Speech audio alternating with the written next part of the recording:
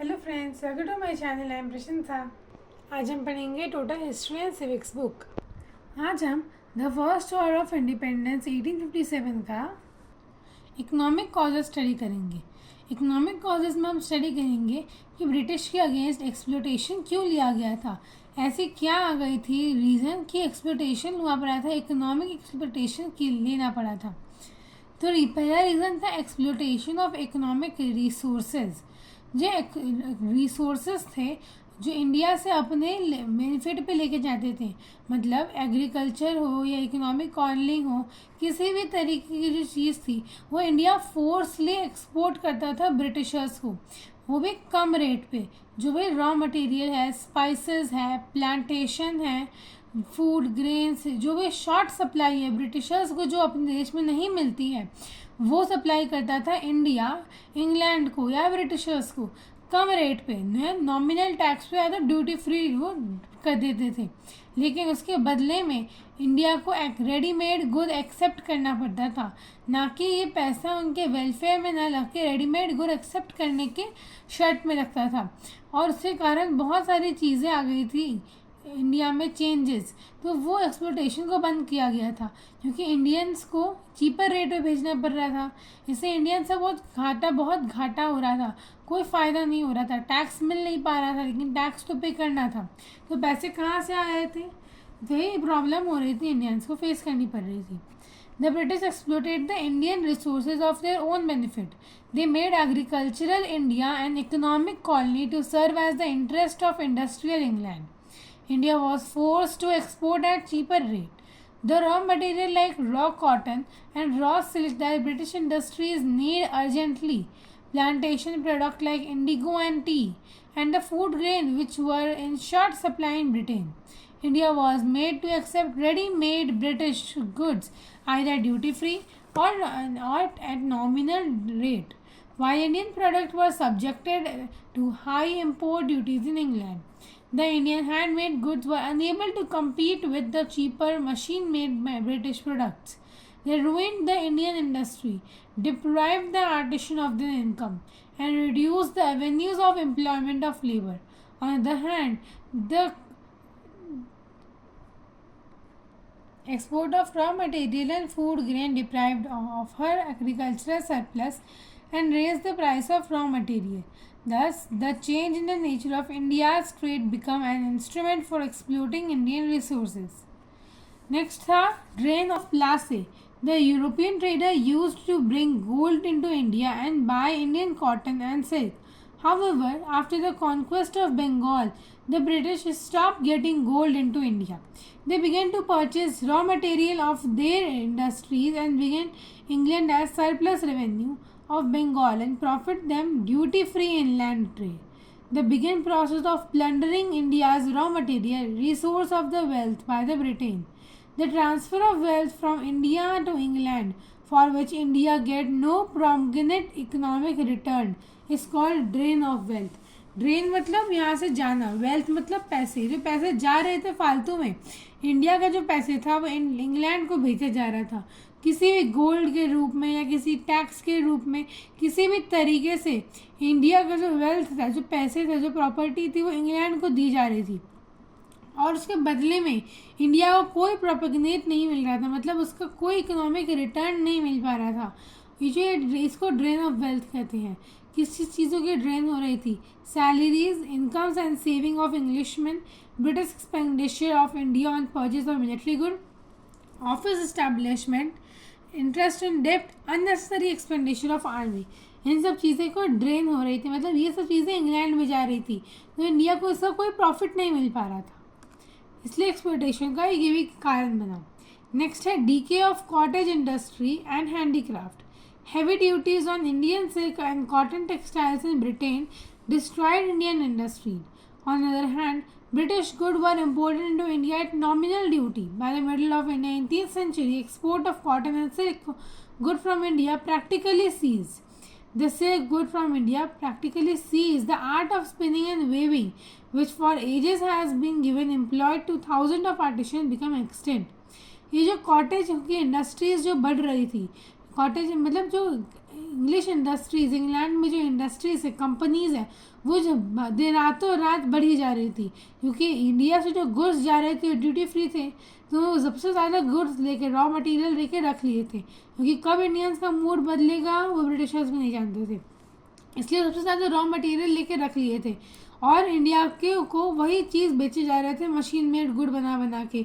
तो machine made good ज़्यादा quantity में बन रही थी और मशीन में बन रही थी, इसलिए वो सस्ती में बिक रही थी। लेकिन जो आर्टिशन से वो जो गुड्स बनाते थे वो हैंडीक्राफ्ट रहता था, हाथ से बनाते थे, इसलिए वो महंगे बिकते थे। इसलिए मार्केट में हैंडीक्राफ्ट रूफ इंडस्ट्री से कॉम्पीट नहीं कर पाए और आर्टिशन एक्सटेंट हो गए थे, मतलब दिखाई नहीं दे पा रहे थे अब। The economic decline of peasantry. The peasants were discontent with the official land revenue policy and is consequent of their land. In fact, there were peasantry that bore a heavy burden of tax and to provide money or trade for the company. For the cost of administration, the war of British expansion in India, for example, Bengal, the land revenue was double the amount collected under the Mughals. Not even a part of this revenue was sent to the development of agricultural or in the welfare of the cultivator. Increase the Indian revenue forced many peasants into indebtedness or selling their land. The traditional zamindar were replaced by the merchant and the moneylender. There was new landowner and no concern for the peasant. They pushed rent to exorbitant level and expanded their tenant case non-payment. The economic decline of peasant affected the cultivation and many led famine. ये जो economic decline हो रहा था peasantry का, peasantry मतलब क्या हो जाता है, टैक्स पे करना, जो हम किसको टैक्स पे करते हैं। ये एग्जांपल लिया गया था बंगाल का, जहाँ पे लैंड रेवेन्यू डबल कर दिया गया था। उसके कारण बहुत सारे जो पीजेंट्स थे उनको अपना लैंड सेल कर देना पड़ा था। जो ज़मींदार थे उनको मर्चेंट और मनी लेंडर से चेंज कर दिया गया था, जो बिल्कुल भी पीजेंट्स की बात नहीं सुनते थे। अगर पैसे नहीं दे दिए तो उनके लैंड को सीज कर लेते थे, मतलब अपने पास रख लेते थे। तो एक बहुत बड़ा इकोनॉमिक डिक्लाइन हुआ था पीजेंट्स के लिए और उनके लैंड का कल्टीवेशन, उनका कल्टीवेशन बंद हो गया था, ना वो कमा पा रहे थे ना वो टैक्स पे कर पा रहे थे।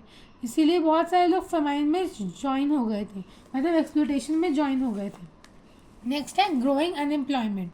अब जैसे ट्रेडिशनल जो थी हमारी आर्टिशंस वो बंद होने लगी थी, तो बंद हो गई थी, तो क्या बच गई थी, बच गई थी इंग्लैंड की company.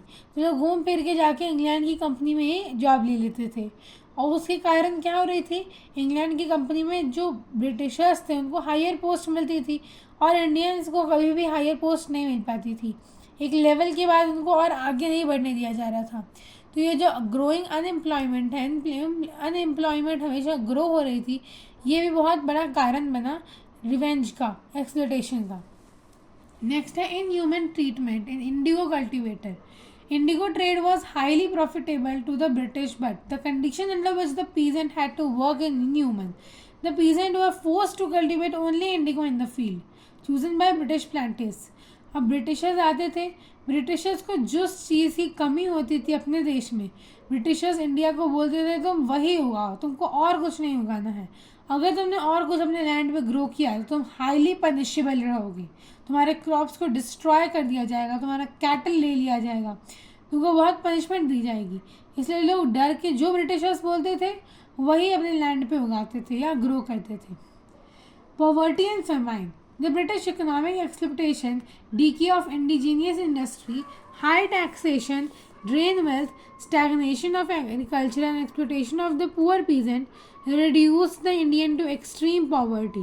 Famine ravaged the country in the second half of the 19th century. There were 4 major and numerous minor famines between 1857 and 1765 and 1857.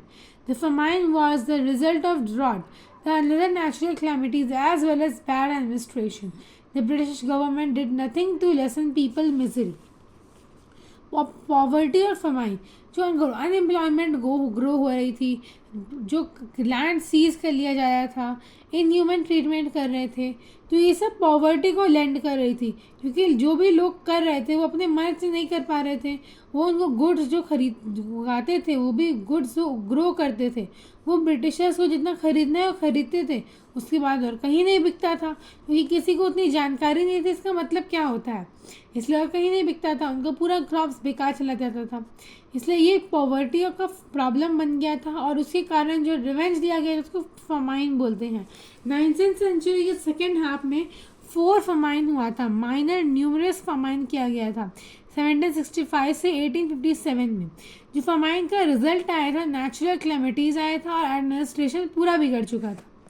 Next है decline of landed aristocracy. Decline the landed aristocracy include Takhildar and hereditary landlord were deprived of their estate. According to provision of the Imam Commission, 20,000 estates were confiscated and the landlord failed to produce the evidence, title deed which while held the land. These confiscated land were sold to public auction and the highest bidder. Such the estates were usually purchased by merchant or money lender who did not understand the need of tenant and exploited. This drove the landed aristocracy to poverty without benefiting the peasant and suffered their weight on exorbitant land revenue.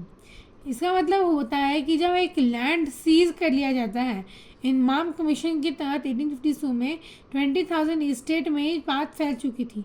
उसके बाद जो भी land seize कर लिया जाएगा वो public auction में रखा जाएगा। पब्लिक ऑक्शन मतलब बहुत सारे लोगों के बीच में लैंड रखा जाएगा। जो उस लैंड के सबसे ज़्यादा पैसे देगा, मतलब जो हाईएस्ट बिडर रहेगा, सबसे ज़्यादा पैसे देगा, वो उसको चला जाएगा। सबसे पैसे कौन दे पाएगा? मर्चेंट, मनी लेंडर, जो पैसे लेते हैं उनके पास सबसे ज़्यादा पैसे होगा। तो जो हमेशा लैंड रहता था, मर्चेंट या मनी लेंडर खरीद लेते थे। ये और किसी को नहीं मिल पाता था, इन्हें एक्सप्लॉइट नहीं हो पाता था। इसके कारण पॉवर्टी बहुत ज़्यादा बढ़ रही थी। पीजेंट सफ़र कर रहे थे एग्जॉर्बिट लैंड रेवेन्यू से, क्योंकि उनके पास लैंड नहीं था, उनका लैंड भी सीज कर लिया गया था, लेकिन उनको रेवेन्यू तो पे करना ही था, इसलिए वो बहुत सफ़र कर रहे थे पॉवर्टी से। नेक्स्ट हमारा टॉपिक है मिलिट्री कॉज। मिलिट्री कॉज में अपनी वीडियो के नेक्स्ट पार्ट में स्टडी करेंगे। आई होप मैंने अब जो पढ़ाया आपको समझ में आ गया है। तो भी कोई डाउट अंदर कमेंट करके पूछना, और मेरे वीडियो को लाइक, सब्सक्राइब और शेयर करना, और बेल आइकन भी प्रेस करना। Thank you, bye.